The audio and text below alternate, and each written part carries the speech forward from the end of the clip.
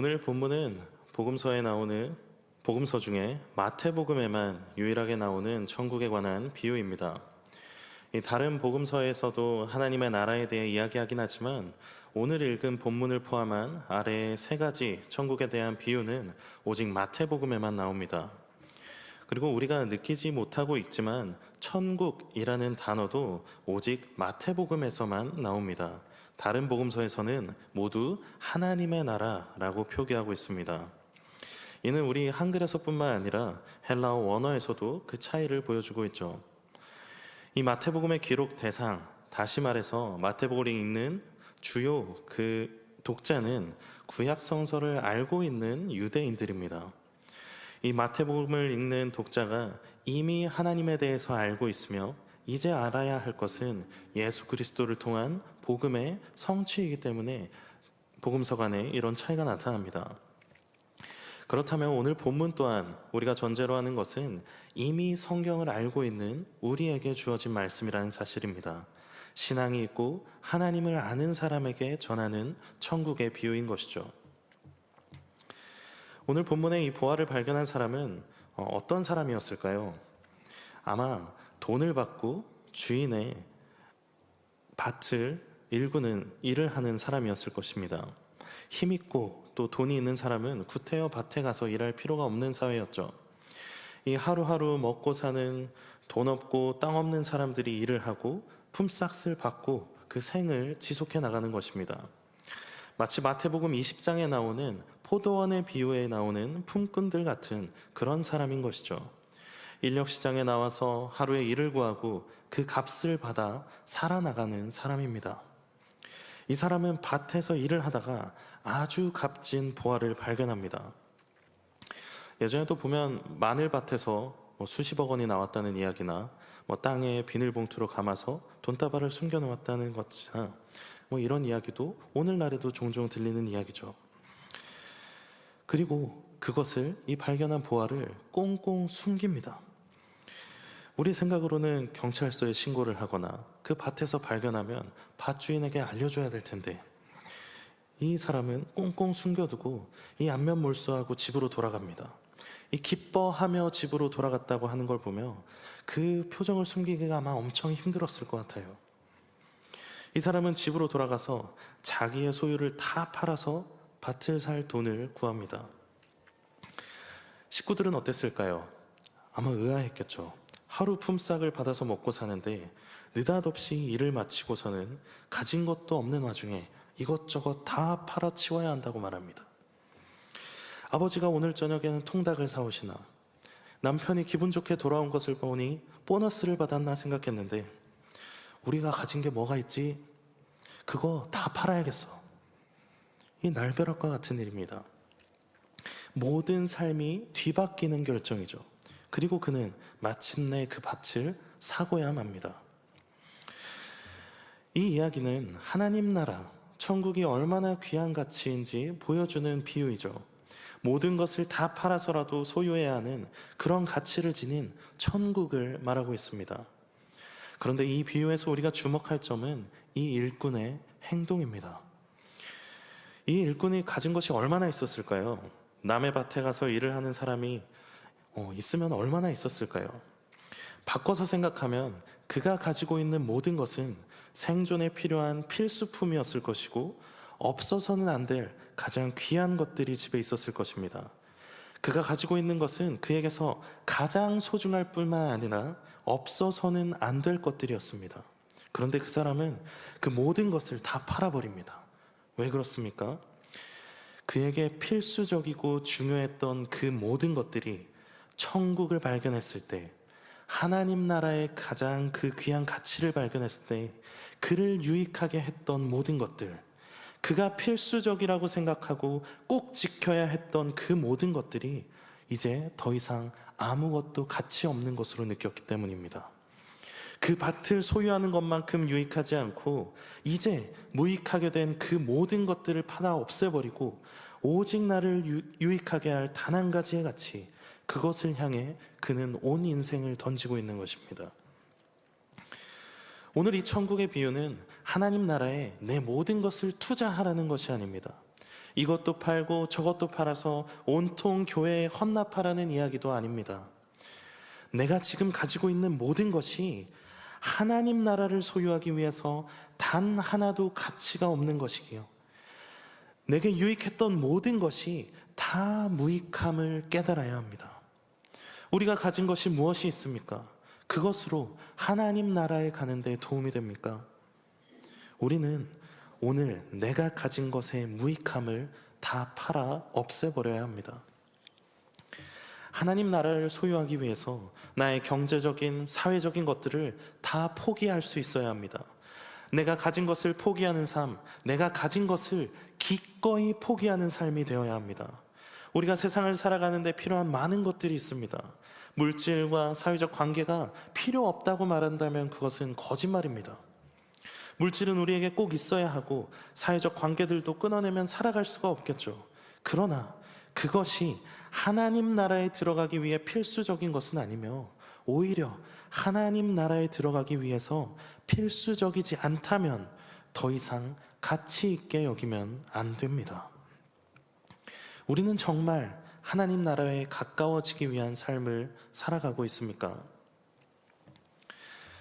저는 주로 청소년 아이들, 또 아동부 아이들, 그리고 이제 우리 지음이랑 아이들을 양육하면서도 이 아이들이 하나님 나라에 우리보다 더 가깝겠구나, 그것을 늘 느낍니다.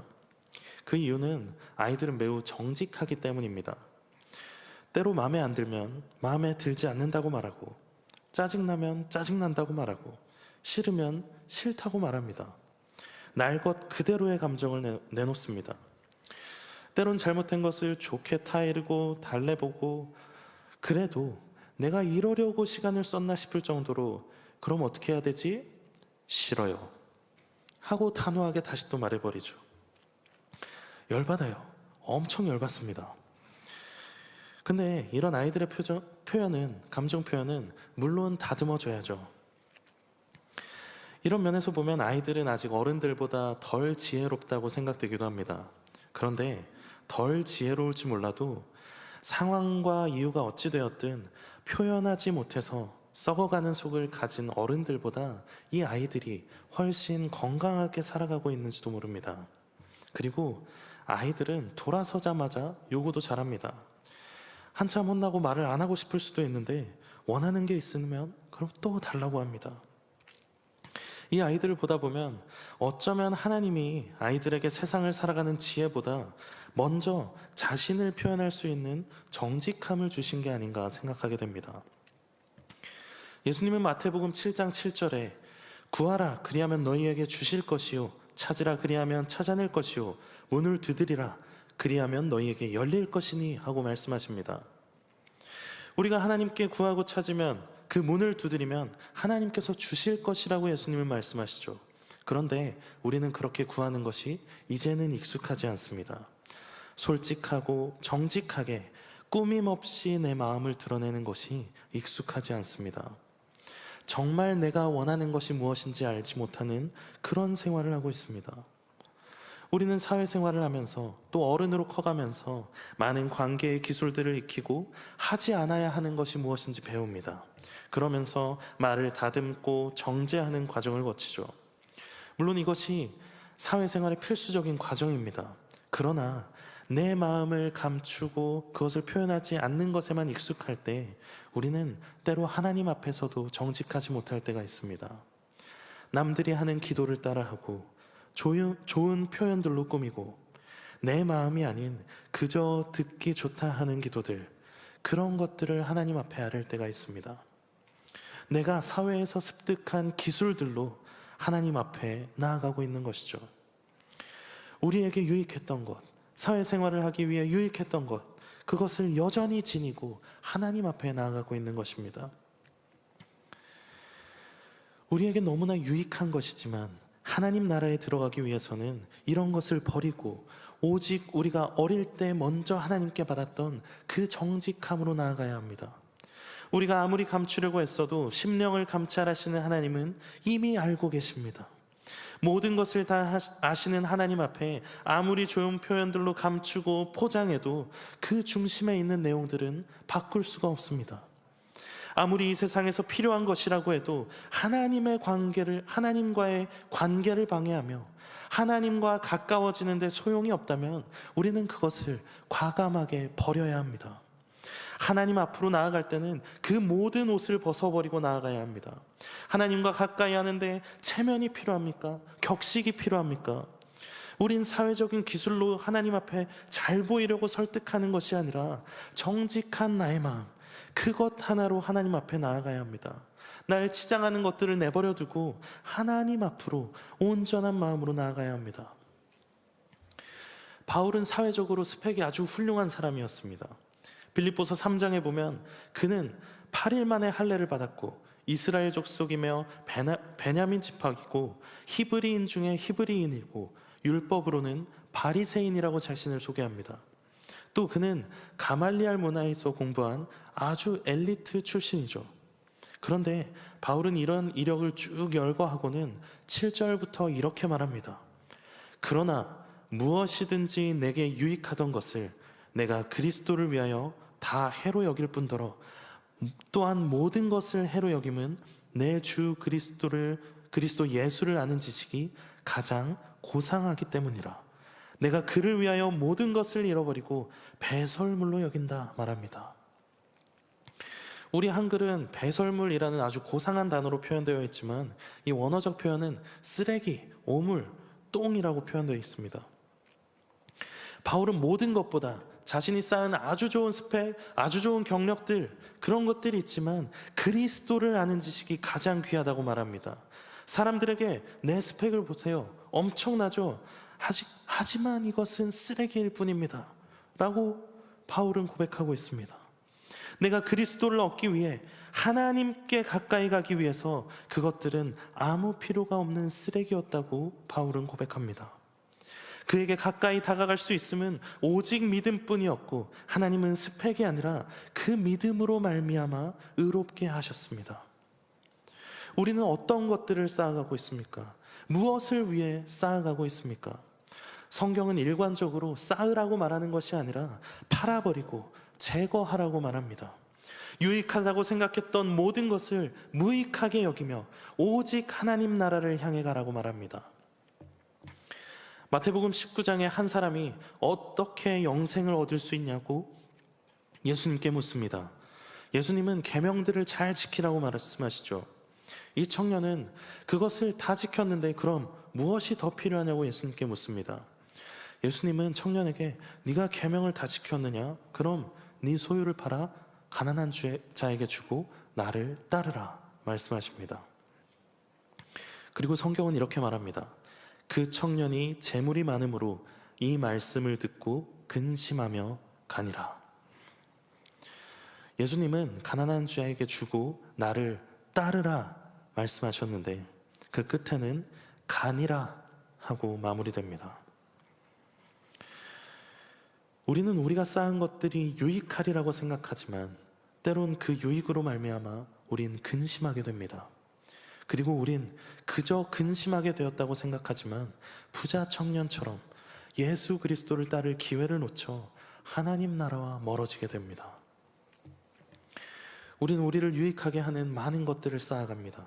재물을 쌓고 사회적인 관계를 쌓고 관계의 기술들을 익히고 공부를 하여 학위를 취득하고 좋은 직장에 가고 좋은 책을 읽으며 인격적인 훈련을 해요 하고 자기 개발을 하고 봉사도 합니다.